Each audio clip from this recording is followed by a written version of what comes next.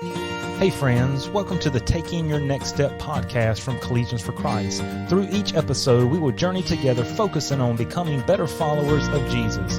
If you are eager, like I am, to follow Jesus Christ, then take your next step now by joining us in today's episode. So we're talking about this idea of be with Jesus. And we've talked in our previous episodes about the busyness of life and how that can keep us from being with Jesus. We've talked about the distractions of life and how those can keep us from being with Jesus. Distractions many times are good things, but nonetheless, they can distract us from the best thing. And so this whole idea of becoming an apprentice of Jesus is a process. And so we have to be with Jesus, then we have to become like Jesus, and then we have to live like Jesus. And this process is not just a quick nod of the head or a quick check, yes, I've done it. It's a journey really into becoming a better you and me. It's living life like Jesus lived. It's a different way of life, honestly, when you think about our culture and how it dictates and how it tries to show how we need to live busy lives. The more and more meditating on this idea of busyness and distractions, and really am just being transparent, going on a journey myself to try to figure out what is really important, how Jesus lived life to the fullest, a life filled with joy, because so many times I find myself having to hit the reset button or hitting pause because life gets so busy. And honestly, we really do equate success with busyness. I catch myself so many times now, people ask me how I'm doing. I'm busy. Just busy. It's really busy. It's busy.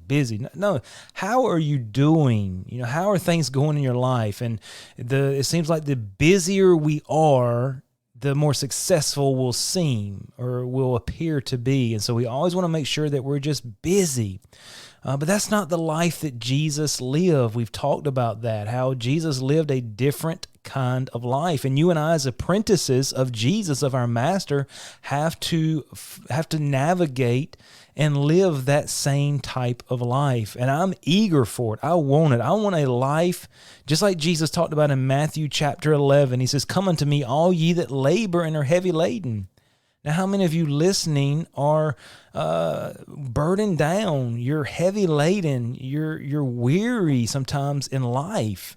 I mean, life can beat you up. The emotional toll, the heartache, the stress, the anxiety, all of that seems to get heavy on us at different times. I'm not saying life is grim all the time. There's great days, but man, there is just a lot going on. And Jesus says, look, come unto me, all you that are, you're laboring, you're heavy laden, and I'm going to do this. I'm going to give you rest. Now, rest is amazing. Rest is something we almost do not even know how to do anymore. We get days off from work, but we fill it with what? With work. I mean, our bodies need rest. Our minds need rest. Our emotions need rest. And so as we talk about this idea of being with Jesus, we're going to try to give you on this episode and the next episode some practical steps, ways that you and I can truly be with Jesus. I mean, what does it mean to be with him? I think you already have some ideas that are floating in your mind. And if I was to ask you, what do you need to do to be with Jesus? Many times we always revert to this. Well, I need to spend more time in my Bible and prayer. Now, I know that may seem cliche. I know that may seem the right thing to do, and it is. That's part of it. I want to just not default to that. I don't want us to beat ourselves up because we always go back and say, well, man, if I just spent more time in my Bible, then I could be with Jesus. I could be with him more. Now, while there may be some truth to that, I want to try to help us to navigate maybe before that with maybe some attitude and heart adjustments, and just try to relate Jesus, since Jesus is a real person, since Jesus lived life on this earth, and he's the one we're trying to follow, and he draws us into a relationship with him. Why don't we think about being with Jesus just like we would think about being with any other person? You see, Jesus is not some fictitious character. He's not some figment of our imagination. He's not some name just written down on a book, is some, cloud up in the sky. No, Jesus is a real person who walked on this earth, and he is alive just as much today as he was then. Now, I know he's not physically so that you can sit down at a table with him, that you could sit on a park bench and chat with him. But he's made it where you and I can talk with him. We can chat with him. We can spend time with him. So as we think about this idea of being with Jesus, what are some practical ways that you and I could be with him? Let me just give you one on this episode, and we'll talk about it in detail. Number one is this: just show an interest. Now, if you remember, if you've had the opportunity to date someone, you kind of enter into that relationship by what? By showing an interest. If you have become friends with someone, you enter into that relationship by showing an interest. What does it mean to show an interest? It means you are seeing that person, their personality, the things they do, and you're curious. You are willing to invest time into learning about them, or invest time into spending time with them so that you can learn about them. You see, it begins with showing an interest. And I would say that even begins with having an interest. And so we kind of have to back up. It's not so much, I just need to pray more and read my Bible more. Do you have an interest in Jesus? Like, what about him interests you? For me, it's his way of life. For me, it's how he was so countercultural. I mean, think about how he approached life and how he thought about stuff. For me, it's his love. It's his unconditional love that really interests me. It was the way he did life with his disciples and how he had this strong team, this camaraderie between these men. That interests me. I mean, the way he walked and the way he healed people and the way he spent time, that interests me. His teachings, they're sometimes revolutionary. They're mind-blowing. They're challenging. They're convicting, but that interests me. The fact that Jesus is God, the God that I'm pursuing, the God that I see through creation, the invisible things of him through the creation of the world are clearly seen. So this God that I desire to know on a personal level, this God that I desire to see and have fellowship with, Jesus is that link. He is God in the flesh. He is God revealed to us. That's why I have an interest in him. Why do you have an interest? What makes Jesus curious? What draws you to him?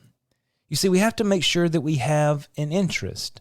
So do you have an interest? What interests you about him? Maybe begin to think through that. Maybe begin to write it out. Maybe begin to even just begin to say it out loud. And to establish, hey, this is why I'm interested in Jesus. Now, since I said I'm interested in Jesus' teachings, his way of life, I mean, honestly, this life here is wonderful, but it's filled with heartache, and it's filled with evil, and it's filled with trials. And it's wearisome sometimes, but I see how Jesus lived life, and it was different. He was full of joy.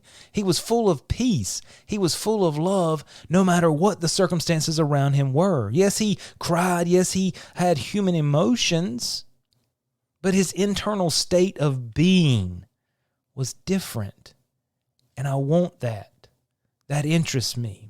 And so as I see an interest in Jesus, that should next move me as I have an interest in Jesus, that should move me to show an interest in Jesus. You see, Jesus has already showed us the interest. He came to this earth. Why? He came to seek and to save that which was lost. He came for you. He died on the cross for you. He's already showed the interest. It's not that we're waiting for him to show us interest. He's already done that. He's waiting for us to show interest in him. So as you think about that relationship that you were to enter into, you show an interest. You begin navigating conversation. You begin pursuing. I think that would be a great word for us as we think about being with Jesus, is pursuing Jesus. You see, God has already pursued us, but it's our turn to pursue him. And you and I can pursue Jesus. What does it mean? The idea of pursuing, you're going after.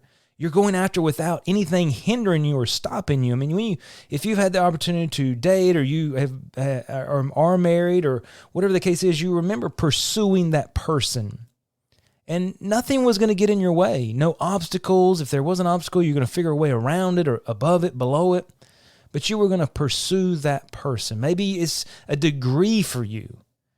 Maybe it's some type of career path, and you're going to pursue it. What do I mean? You're going to do whatever is necessary, whatever it takes to get to the end goal.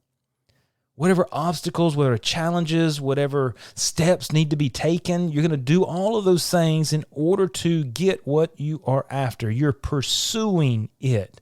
And so you and I need to really ask ourselves, do I even have an interest in Jesus? Or is this just something that my family's told me about? Is this just something I'm doing because of a friend or because of girlfriend, boyfriend? Do I truly have an interest in Jesus? And if you say, wow, I'm not so sure that I have an interest in Jesus, why don't you do this? Begin to look at the life of Jesus. Read Matthew through John. Don't read anything else. Just read that and look at his life. Is there anything about his life, about his person, about the way he lived, about the way he interacted, that maybe would interest you? Because if you don't have an interest, you can't show an interest. But as you say, okay, I do have an interest. Many of the things you mentioned, I'm interested in Jesus. So now we have to show an interest. We have to let him know, yes, we are interested in you. And we do that by pursuing him. Now we're going to talk on the next episode about some practical ways we can actually pursue him.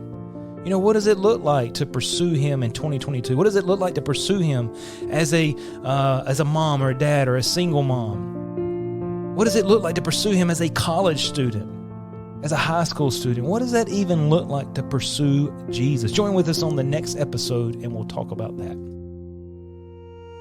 Thank you for taking the time to listen. If this podcast has been helpful to you, please share it with a friend or subscribe to stay up to date on the latest episodes. You can connect with Collegians for Christ online for more information and resources at cfccampusministry.com.